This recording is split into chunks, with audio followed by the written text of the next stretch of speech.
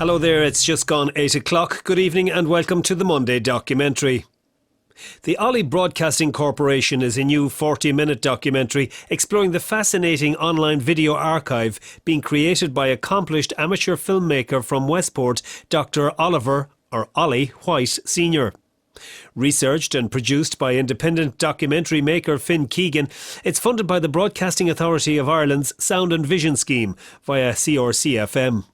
This once-off programme is a rich and layered documentary demonstrating how Mayo's culture, traditions and local characters are preserved for future generations via one successful YouTube channel, aided by one man and his passion for capturing our stories, Dr. Ollie Whyte. This programme is funded by the Broadcasting Authority of Ireland with the television licence fee. Step into a particular GP's surgery in Mayo, one where, as you are about to hear, classical music plays constantly in the background. And you might find doctor and patient are not always talking about matters medical. Let's have a listen. Here's John Fian of Kilmena remembering a journey that became historic for the people of West Mayo. This particular event took place in 1937 and marked the last time the Midland Great Western Railway ran beyond Westport to serve Mulranny, Newport and Achill. The sound is not fantastic, but what you will hear is history that is about to pass out of living memory, all prompted by a simple question. Do you remember the last train? And I remember the last train. That was a sad occasion. Now, there was an awful lot of sympathy for the people of Achill that time. And there was people out at every junction along the way. And the whole country was in sympathy with the people of Achill. But I remember that, and it was a day when there was no banter or any lively chat at all. Everyone was very sad that day. And I remember it quite clearly. My father brought me out to see that train as it passed down. And we down beside the gate, the crossroad. Yes, down at the Buckfield. At Buckfield, right. That's right, that's correct, yeah. That's correct. My name is Oliver Whyte. I'm a GP in Westport since 1972. I've had an interest in photography most of my life. When they started off the Greenway in Westport, I just happened to say to somebody one day, "Does anybody know anybody that was on the last train to Achill?" And somebody said to me they knew somebody, but he had died in the last few months. So I was thinking about that, and afterwards I thought, it's an awful pity these people die and don't tell us about their experiences. So I said I'd look around, and I found two guys actually who saw the last train going to Achill. And they're the first two people that I really recorded for what I'm doing at the moment. One is still alive. One died maybe 3 months after I recorded them. So I've gone over 2,000 now. There'll be some in it, or which are private in my collection, and some which are sensitive, and some which I'm thinking about. So the stuff I do is a whole range from people to places to events to off the cuff stuff. I'm talking to somebody, they say something, I'll pull out my phone and video the person talking about whatever we're talking about. Let's listen to some samples of the many interviews on Mayo's most compelling YouTube channel. First, here's Packy McEvely standing outside his pub, shop and petrol station on the Ballinrobe Road, seen by some travellers as a throwback to times gone by. Here he tells Ollie what led him to set up in 1968. And what made you decide to have a pub? Well, I only live about 4 miles away, and I went to England as a young fella. But I remember in my youth I was back in Killawalla at a fair with my father, and you had a bit of money and nowhere in the world to spend it. And I often thought someone that no one ever changed a pub in Killawalla, like, you know. For the first 2 years he averaged 22 barrels of beer a week, proving his hunch was correct. And here is Hugh Murphy, a 33-year employee of John Hines' renowned postcard company, whose vision of the country did so much to fuel Irish tourism in the 20th century and led many of us to look differently at our own landscapes. Murphy begins by recalling John Hines' business acumen. He was so far ahead of the field in the technical end of photography and reproduction that he virtually had no opposition for 25 years, 30 years. And even today, the product is still outstanding. Did you do black and white initially, or was there always colour? No, always colour. Always colour. Did he enhance the colours himself? He did. He did. It was well known that he enhanced, and he might have manufactured situations like, for instance, a picture of Ashley Falls in Connemara would have rhododendrons in the foreground to frame the picture. Now he didn't carry those rhododendrons in the car, but he would have cut them up the hill a bit and brought them down and stuck them in the ground in a particular place. Martin Keane, a popular independent town councillor in Westport, reveals the philosophy that makes him tick and has led to him becoming one of the most admired people in the town's public life. The way I always worked with the council was I cared for the less well off mostly, cared for the young people. And what my motto was always in the town council to help everybody, make no promises, but do everything possible. Promise nothing, but do everything. That was my policy in the council. Here's John Mayock recalling the rituals of fair days as the community came together from towns, villages and townlands far and wide, in an era when the fairs were a time of busy excitement, with plenty of livestock on the move. Good fair, there'll be 3 fair rounds of cattle out of Westport. Did you see that? Have you seen that? Oh yes, I was... Did you bring them up there? Part of it. Yeah. You don't worry, you were roped in to drive them up. This place here, when my parents came here, it became a base immediately for relations from Glen Island and Glen Hest and down there was Springer cows and Mason foals and all this stuff, right for the fairs. And to be 5 o'clock to be at the fair in the morning, so I didn't want to go to bed at all. Down from Glen Island? Up from Glen Island. And when will they bring them up? The night before? The day before. How many miles is that? I don't know what it is. And be 15, 20, is it? it would be up in that time. But the apples from the airport are. Yeah. A smattering of voices there from Dr. Oliver Whyte's YouTube channel. The sound quality varies wildly, as you can hear, so you might have to draw a little closer to the radio to catch it all. But that is part of the method used in these recordings by Ollie, as he is known by his friends. As he says himself, Ollie presses record whenever he hears anything interesting, and, being of a curious bent of mind, that seems to happen several times a day. To get an idea of the audience, we looked through his viewing figures online. So we have 2,232 videos, viewed by 608,157, 608,000 we'll say, people. Maureen O'Hara revisits Kong. This one amazes me. Maureen O'Hara's 48,000. Cutting turf in Owen Duff Bog in Mulrenny is number 2 at 10,266. Westport Rugby Club, rugby. Well, that one would be popular with rugby people, and it's different. It's worth looking at. It's uncensored. That's all we'll say about it. So, I mean, I've no big blockbuster really. They're kind of mostly of local interest. Maureen O'Hara would be the biggest one.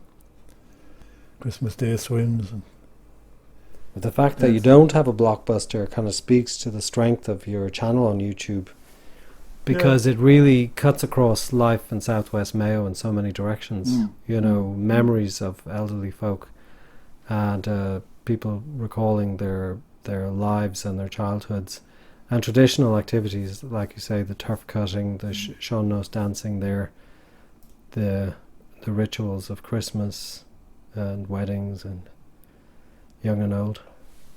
But I see it's been, people have spent 174,610 minutes looking at it. So, a million minutes of their lives you've taken up, Dr. Oliver Whyte. Yeah, so interesting to see these things, isn't it? Huh? It is. Let's see, traffic sources. Ireland, United Kingdom, United States, Australia, Canada, Germany, France, Spain, Netherlands, Japan. You get them in Africa and all over the place. Earth Galloway. Where do you come from? Well, I was born in Connecticut. My grandmother's from Ireland, so I came over here when I was 17. And I was told, well, I wrote a small book about the old railway line walk, and I was told that they used that book to promote the Greenway. So It's a very nice book, I've read it. thank you very much. No, you've written a bigger book. Yes. Well, That's about... more ambitious about the Greenway all the way from Westport to Achill. And what did you call the book? It's called the Great Western Greenway. Great Western Greenway. And how did you put it together? There's a lot of photographs and... There are, yeah. Did you do all that yourself, yeah? Almost all, yeah. And how long did it take to write that book? It took about a year. Yeah. Of really hard work. Did you walk it all the time, or...? Yeah, I did, I did walk it a lot. What do you think of the Greenway? I think it's an absolutely wonderful facility. It's just so beautiful. How would you describe it? Well, it's kind of, I would say it's in a way it's in two different parts. The part between Westport and Newport is kind of, a lot of it goes alongside the road, whereas from Westport to Achill, I'd say most of it is off-road, so it's much more peaceful, and there's a lot of interesting features along the way. Great variety.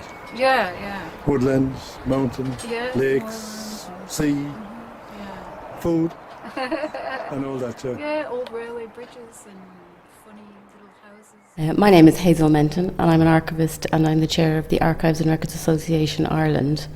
And my main interest is promoting the profession and the use of archives as a whole. Archives come in many shapes and forms. People normally think of archives as being official documents, being government records or family and estate papers. But in actual fact, every individual would have their own archive. If you think of your own family, a lot of people now are doing their family history, and any document that they can find relating to their family going back in time, if it's the receipt for a burial plot, that can be very informative. Letters that would have been written, just family letters written between individuals not living in the same place, organising events, organising family parties. These all give an insight into the world that people lived in.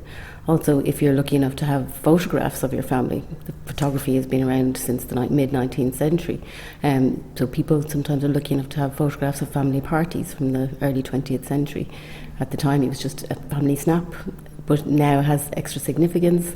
You can see how they're dressed, you can see the event, you can see the location, which now might no longer exist. And all this has relevance, and it gives social history in addition to the original, sometimes quite dry formal record. And do you think the role of the modern archivist should include in some way surveying the kind of archival or the documentary activities of lay people like Dr. Ollie Whyte in Westport, who is almost as a byproduct of his hobby amassing a set of interviews running into the thousands now with people remembering things like the last railway to Achill and local events at Westport House, and remembering folk history in a way that is finding its way onto YouTube and platforms like that. Is there some role, do you think, for the formal archival authorities in that respect? There is an oral history society, and oral history is very important and is practiced by an awful lot of archivists. I know Dublin City Archives, for instance, they have oral history is very important to them, and they have online exhibitions where, as part of that exhibition, they've included, they've spoken to people who were there at the time, specifically in the bombings from 1942, I think it was. The State Archive, the National Archives' role is to collect records of government departments and government offices. That's their main primary statutory role. But it is important that other archive services would pick up that and would collect oral histories. And it is and as I say, a lot of archivists are doing that because it contextualises. I mean, everybody thinks of archives as really, really old, but they're not. I mean, in the UK, they take in government records at 20 years old. 20 years ago was only 1994, so that's very, very recent.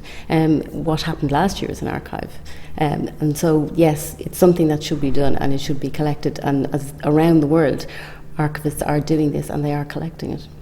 Hazel also told me about the Irish Archive Resource, which she is also chair of.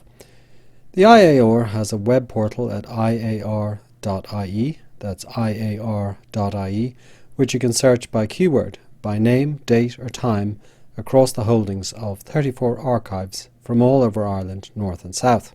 She showed me the leaflet for the IAR, and we discuss the photos on the cover.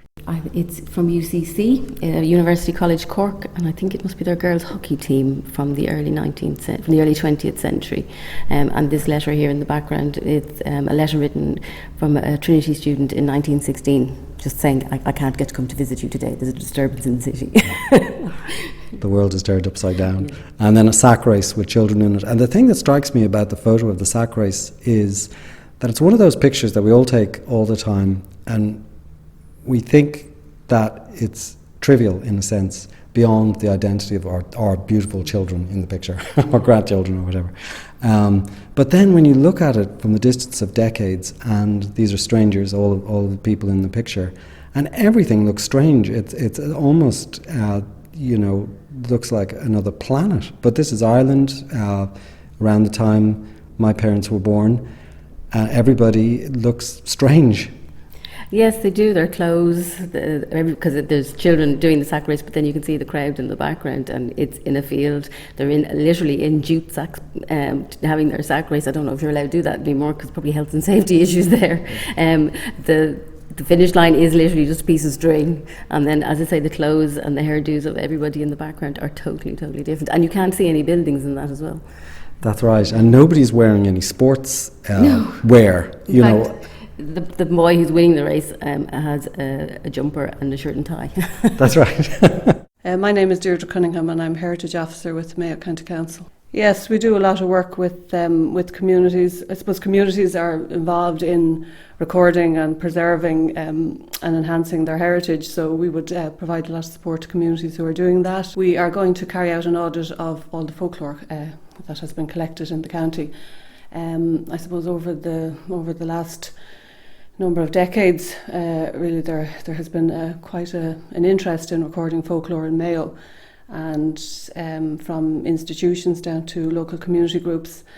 And I suppose it's just for us to get an idea of what exactly is out there. There's a lot of folklore, and we would like to know, how much of it, what's been collected, who has collected it, and the subject matter, and where that folklore is stored. And the idea then is to develop a Mayo folklore archive in the county library. I suppose part of the challenge in forming that archive is dealing with ephemera, because a lot of this knowledge has been gathered into one-off publications or maybe onto audio tapes. Different communities approach it, or different groups approach it in different ways. So sometimes it's stored in documentary form in books or booklets, and then other times it's maybe on an audio device or on a CD or a DVD. So I suppose just to kind of find out where exactly it's stored, and then to maybe look at having that archive so it will be available for future generations. And I suppose the Jackie Clarke collection is a remarkable example of an archive coming to life and being made available to the people of Mayo and to the diaspora returning on visits to Ireland. It is, yeah. The Jackie Clarke is an amazing collection, and we're very fortunate to have it, and I suppose it'll come into its own now in 2016. So yeah, an example of an avid collector who was just collecting, and now it's something that's there for the county, and as you say, for the diaspora, and an amazing resource for anybody who wants to carry out research on the period. Here's another recollection from Ollie's channel of the Achill train. The speaker was a boy when he rode on the train. Along with his friends, as you will hear, the excitement of being on the rails seemed to him at the time on a par with flying on a plane, a sign of simpler times when technological marvels were a rarity in the islands of Connacht. I'm Michael Regan, Carahada, Westport. When I went on the train to Achill when I was 11 years. It was a crowd of the boys. All the young men around our own age were going to school. We had a powerful day on it. We were afraid first going on it. It says we were going up on an aeroplane or something like that was going to crash with the night. Some of them went crying. One was roaring and shouting. So we had a powerful day. It pulled in Newport, and we had between feet in Newport and Guinness and Rennie and so on down to here, the next bit's Rennie, Tacky. And they're delivering us off into the Velds of Aki. I remember that. No, Sweens, I should say. screeners and all that. Now, here I am on the Greenway in Westport, heading down to Dr. Whyte's house, to Ollie Whyte. And I suppose, reflecting on what Ollie's been doing, it strikes me that he uses the tools and the platforms that, we're all familiar with now from digital culture, YouTube, Facebook and the like. But he doesn't use them to draw attention to himself.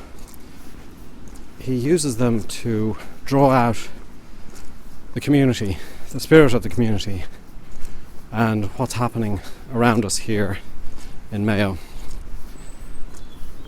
And I suppose at Christmas, as I walk down to Westport now, it's Christmas time. It's of immense value, especially to people far flung and Mayo people overseas, looking at images of Westport, the river in Westport there, lit up for Christmas, and people singing and reciting around the town and further afield, and that's a great benefit. And it's a wonderful thing that Ollie is using digital tools to achieve that. I sound like I'm running a marathon there, but I was just walking normally, I thought. In any event, recording devices are often seen as a tool for participating in celebrity culture, either through posing for selfies with stars or just consuming the endless spoutings of the entertainment cyclone. Dea wrote this open letter. I want to know what you think. Let me know on my Twitter. I'm at @KeltyKnight. Use our hashtag Insider, and make sure you tune into the Insider on TV tonight for the latest in entertainment news. Ollie's take on the entertainment cyclone always steers close to home. We went recording on the streets of Westport to catch the music of Brian Duffy and friends. Where are we going now? We have Dee Moore and Brian Scahill in the porterhouse. Grand, no, I hope they don't mind. Do they know you're going to record them, Ollie? No, what's the story? No, I'm going to go in. Yeah. And I'm going to take a chance. Very good. But I'm sure I kind of know them to talk to. Nothing ventured, nothing gained. gained. I know one of them to talk to me now. Grand. So, sure all they can do is say no. Yeah, fair enough. So in we went. Although it was a Monday night, the place was full, with visitors and locals alike enjoying the music. We stood in the middle of the floor, Ollie brandishing his camera phone.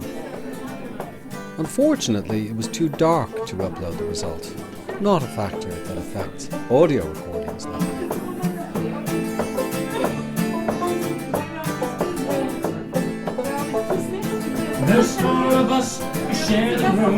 Then from the porterhouse, it was up the hill to Knockranny and a meeting of a local club. Yeah, I will. So while you were here in Toastmasters, you're thinking you might record something tonight? Yeah, well usually I ask the people, do they mind being recorded? And I ask them what they're speaking about. Because we don't usually know ourselves, but I have special privileges here. And why is that? Well, I was involved in the foundation of this club in 2000, September 2000, yeah. As a result of a conversation we had on a round Ireland race one time with Ray Hughes. He was involved in Galway, and I invited him. I was president of the Chamber of Commerce at the time, so I invited him to come to Westport to give us a hand to set one up, which he did. And as you can see, it's been very successful. There's about 35 people around here tonight. And you have your camera with you and your trusty as you can see, I'm very heavily cameraed tonight. I have a phone camera and I have a little mid-range Canon G1X. So excellent. Well, we hope we get some good speeches tonight. Go to work. The mood is good. Good, yeah. Everyone's happy. It's warm in here. It is. The meeting began with different topics, fired at members without warning for a 2-minute response. In this case, the line under discussion came from W.B. Yeats. Romantic Ireland is dead and gone. Here's Lee Megan. Is that dead and gone? I think it is. I genuinely think it is. I do, as a person, I feel very strongly the notion that patriotism is gone. The notion of love of country is gone, simply because the IRA and all the troubles in the north have coloured that in a negative way for us. And we're now at a situation where to actually stand up and say, I love my country, I would fight for my country, I would die for my country, that is regarded as some kind he's a terrorist or a lunatic, depending on the notion that's in it. But that, from that point of view, yes, I think it's genuinely gone. The notion of an Ireland. There's a lovely, I remember years and years ago seeing a piece of graffiti in Dublin that I carry with me, and it simply said, Cada Hála don Ashley. What happened to the dream? What happened to the dream of the men of 1916, the men who went out and fought for freedom? And yes, I think that dream is gone. I think romantic Ireland is certainly dead and gone. James O'Doherty was quick to his feet to add a further thought. I would say some woman's yellow hair has maddened every mother's son. On Yeats' anniversary this year, of course, and his notion of romantic Ireland and how he came to terms with the idea that, as he saw and he wrote in September 1913, the fallacy of the revolution, he didn't believe in it. And then in Easter 1916, he corrected himself and he said these people really were motivated by something that's very deep. And as Liam said, I can't see anybody here going out and dying for Ireland, particularly the Ireland, as Des said, where people give out money not even their customers. But the idea of something of principle that was worth dying for and worth fighting for in 1916, and the consumer society that we have now is quite a journey, and it does make you wonder whether romantic Ireland is dead and gone. The next session was in daylight, with Ollie up early for a trip to North Mayo. So off we go to Ballina. We're going off to Jackie Clarke's collection. I'm really looking forward to this. I have seen the collection, the farm collection in Swinford and Tom Hinnigan's farm, and it is absolutely amazing. So I'm really looking forward to see what Jackie Clarke has put together. Excellent. We're looking forward to it, and off we go. Oh. Thanks a million, Ollie. That's not it, is it? You covered all the bases. I can't think of much more to say. Ollie definitely prefers to be the one recording rather than the one being recorded. A promotional film from the Jackie Clarke Collection website explains the range of media gathered by Mayo's greatest collector, whose work is now enshrined in a large museum dedicated solely to his archive. Treasure after treasure was revealed in the form of rare books, manuscripts, photographs, legal papers, pamphlets, handbills, newspapers, autograph books, news sheets, circulars, reports, letters, periodicals, cartoons, maps, minute books, theses, articles and proclamations. We turned in from Ballina's main street to be met at the door by Austin Vaughan, County Librarian. 1743, as it's looking there, telling Catholics to get out of London. And there's that up to very modern advertising for events held in Ballina this year. Yeah. Okay. So that's 300 years of history. The funny thing is, though, in the case of that one, Jackie Clarke would have known that that was historically valuable. But with the ephemera that he was collecting, that was contemporary at the time, he was the one who spotted that it might have historical value. That's true, but I suppose when this was produced at the time, as you can see, it's torn at the bottom. It would have meant nothing. It would have been thrown around the place. Even more than the 1916 proclamation, which is playing in the background. When that was produced, there was a few hundred, and they were probably lying on the streets. Yeah. And now you could sell them for 250,000. So I suppose today's ephemera is tomorrow's treasure. But this is the oldest example. That's the only thing on the building, is it? No, it's the oldest piece of ephemera. I suppose there are some. There are some books and newspapers from the 1600s, and I suppose, as you say, it depends on how you define ephemera, but I'm thinking of things like proclamations and posters and handbills, of which we have quite a lot, relating to the land war and relating to 1798. We have a good collection of 1798, the kind of thing. Irish men, how long are you going to sleep? And of course the ones for the First World War that we all know, Kitchener saying sign up now. So, as I say, it's mainly posters and pamphlets. Yeah. And today's posters and pamphlets are tomorrow's history. And tell me this, Jackie Clarke himself, what can you tell us about the man and his story? Well, he was a businessman in the town. He was born, I think, 1927, 28, and behind me here on the shelf, there's his first scrapbook, which he made when he was 13, and he used to do that for the next 60 years. Collectors of my generation like cutting bits out of papers and pasting them into school books and whatever. That's totally dead now, of course, because you can go on the internet and you can find what's not. But obviously he had that collecting bug on him and his whole life, and the fact that he collected up to 100,000 items is amazing. And it was all salted away in an attic, was it? The family didn't intrude, or nobody fully grasped the extent of his collection. No, they don't seem to have. It wasn't just an attic, it was about 3 rooms in the house. I was in it the first time, and all I could think it was fire hazard. It was under the beds, it was everywhere in the house. They were finding boxes for weeks. Even when we had taken it out, they'd come back and say, oh, we found 2 more boxes here, we found 2 more boxes there. Like the 1916 proclamation was folded in a brown envelope, but it was in some ways that made it safer, because nobody was going to know what it was. And had he catalogued it in any way? I don't think so. I think Jackie's catalogue was in his own head, that if you asked him where something was, he could reach out. No, I don't think cataloguing in the sense that we as librarians would think of wouldn't have entered his head. Yeah. And I don't blame him, since it's taken us about 4 years to catalogue this collection. And I suppose as you rooted in that childhood passion just to collect scraps, and I had a scrapbook as a boy as well, you'd buy these sort of brightly coloured scrapbooks, and you could cut things out. My children probably would never occur to them to do that. That's right, and my generation people collected stamps, and sometimes in the library we put out ads saying, have you a collection that we could display? People collect those old dinky cars, they collect records, but young people nowadays seem to spend their time with their thumbs on a screen, but maybe they're doing other types of collection that I don't understand. Well, the funny thing is, Ollie here now, he's collecting moments and experiences and memories around Westport and Southwest Mayo, and he's built up 2,000 videos and counting of what's happening. Right. I suppose that's one way to respond to the digital world we live in. I would imagine that's a very important way, and as we all know now, a lot of early films were destroyed, and in Washington, the Smithsonian Institute and the National Library are trying to collect films from 1910s, 1915s. The problem with film, especially early film, was it was very brittle, whereas it's amazing we're just looking at paper here from 300 years. And I suppose the other thing with film is the equipment that it plays on can become obsolete all the time.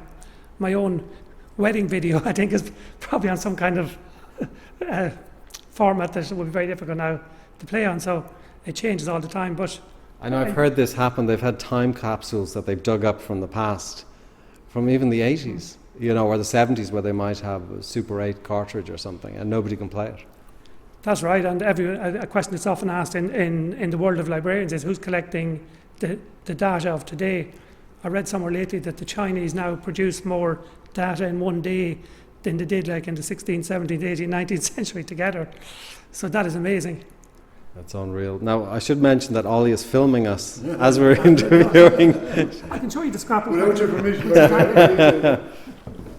So, Ollie, we've just had a really interesting visit to the Jackie Clarke Museum here in Ballina. What are your thoughts now, having seen the place? I thought it was fantastic. I mean, the amount of stuff that man has collected, or had collected over the years, and was buried for numerous years, and has been dug out and mounted and copied and studied and structured and put into a fabulous building in Ballina. It's amazing, isn't it? Absolutely amazing. And to have the librarian Austin Vaughan bring us on tour was a really added bonus to it, wasn't it? Yeah. Fantastic, yeah. Well worth the trip. And I suppose the nice thing that we saw today was some of the reflections of the people living in Ballina and surrounding areas. You saw that both in written form, but also they had this video installation, you remember, where they had recordings of people talking, which reminded me of the work you're doing here in Westport and around Southwest Mayo. Well, that's fantastic. People can go in and sit in a little cabin, a booth, and record themselves, have a video taken, sound recording. It's there for everybody, there forever. And it's a totally voluntary thing. There's no coercion in it, a bit like what we might be doing sometimes, twisting arms to say something, So, it's fantastic. We have a great set of museums in Mayo now. We have Castlebar, Country Life, Foxford Mills, Cage of Fields, now Ballina, little smaller museums, Heenan's Farm, Lewisburg, have Grania Wheel. They're the ones I can think of off the top of my head, And thinking of Jackie Clarke, I mean, we saw his scrapbook that he kept when he was a boy, and it all started with that boyhood instinct to collect the stories around him and to pick things up. Did you recognise yourself in that at all? No. I'm useless at diaries. Couldn't give a diary. When I was young, I said we were all trying to get diaries and we keep them, but fell by the wayside. Even electronically, I tried to do it, and but you would tend to lose them. With the IT, it's a bit better now. You can put them in the cloud, and at least the cloud will mind them for the time being. Yeah. Plenty of us have been accumulating pictures and short videos on our devices, but it calls for a particular discipline to regularly take the trouble to weed through the files and build up an archive of the most worthwhile material.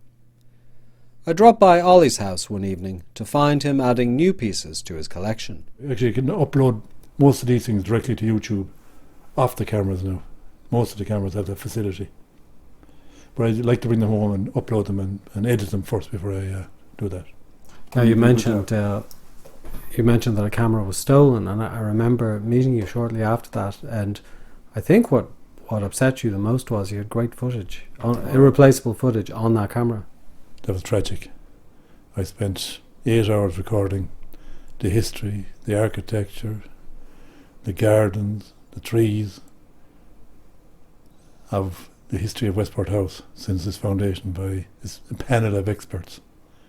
Stood up all day, got a sore back at it, threw the kit in the back of the car, went to Dublin.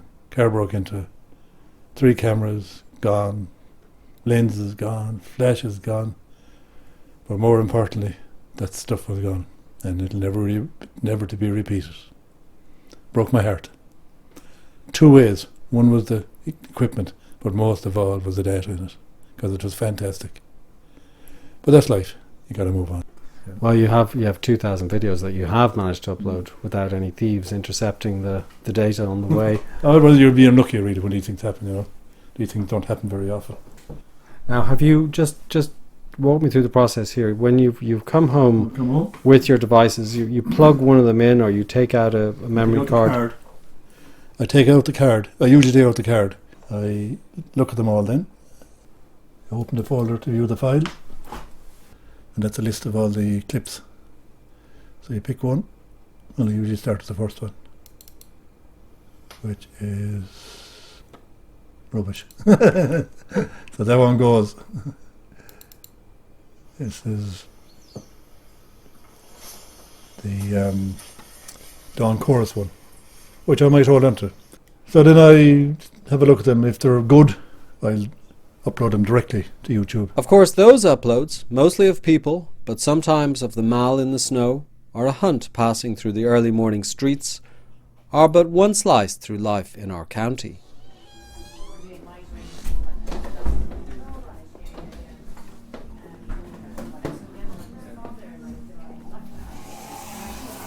Mayo's towns, like most urban centres in today's Ireland, have been enriched in recent years through the presence of immigrants from Eastern and Central Europe, often creating new businesses, such as this coffee shop in Westport, where I stopped for a pick-me-up on the way to Castlebar one afternoon. In the county buildings, I talked some more with Mayo's heritage officer, Deirdre Cunningham, who reminded me that there's more to our heritage than one might immediately suppose. Heritage is everything. It's all around us. It's I suppose it's really what's passed down from generation to generation and what we consider worthy of preserving for future generations. So I suppose it encompasses everything from our natural heritage, our mountains, our islands, our seascapes, landscapes, and then our built heritage, our archaeology, and then things like customs, folklore, so it's really everything. Indeed, some of the audits carried out by Deirdre and partners from the community and the Heritage Council in recent years speak of the huge variety involved, from audits of hedgerows and thatched structures to the industrial heritage we perhaps think little of in the West, and, taking us back to Ollie's interests, the railway-related holdings of the county. I first encountered Deirdre's work when she was encouraging local communities to dream up their own heritage schemes, leading one group to properly catalogue the bridges of Island 80. There are some people in our midst, though, who seem to embody heritage in their very manner and way of doing things. One such was Mick Lavelle, a Covey through and through, and well known about the town, especially in O'C's Cafe and Matt Malloy's pub, his 2 favourite haunts. Ollie filmed him not long before his passing. Here is Mick Lavelle entertaining the crowd at the Castlebar Hotel. And when he's up in Dublin, sure, there's nothing doing for me. Last night I lied beside her. She began to scream and bawl. Get out, said she. You're not, said she. The member of the